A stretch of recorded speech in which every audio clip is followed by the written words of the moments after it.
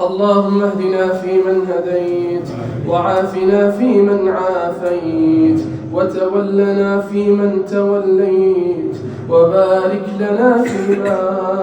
أعطيت، وقنا واصرف عنا بعزتك شر ما قدرت وقضيت، فإنك تقضي ولا يقضى عليك، إنه لا يعز من عاديت ولا يذل من واليت، تباركت ربنا وتعاليت، فلك الحمد حتى ترضى، فلك الحمد حتى ترضى، ولك الحمد بعد الرضا. اللهم ارحمنا بالقرآن، اللهم ارحمنا بالقرآن، اللهم ارحمنا بالقرآن، اللهم اجعل القرآن ربيع قلوبنا،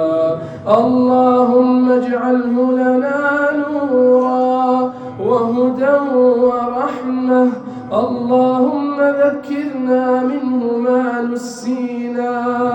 وعلمنا منه ما جهلنا، وارزقنا تلاوته آناء الليل وأطراف النهار.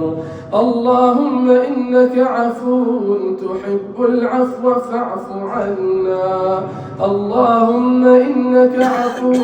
تحب العفو فاعف عنا، عافنا اللهم واعف عنا، وعلى طاعتك رب أعنا،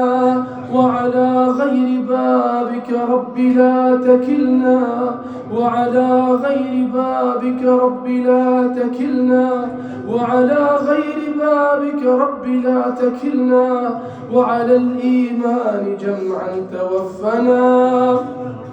وعلى الإيمان جمعا توفنا، وعلى الإيمان والإسلام جمعا توفنا، وأنت راض عنا غير غضبان. اللهم إنا نودع رمضان، اللهم إنا نودع رمضان، اللهم فاعد علينا رمضان، اللهم تقبل منا الصيام، اللهم تقبل منا صلاتنا وصيامنا وركوعنا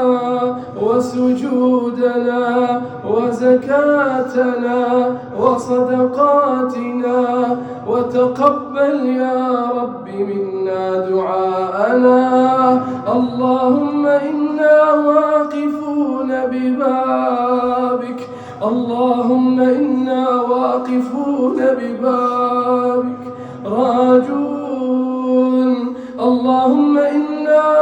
نعوذ بك من النار وما قرب إليها من قول وعمل. اللهم إنا نسألك الجنة وما قرب إليها من قول وعمل، ونعوذ بك من النار وما قرب إليها من قول وعمل.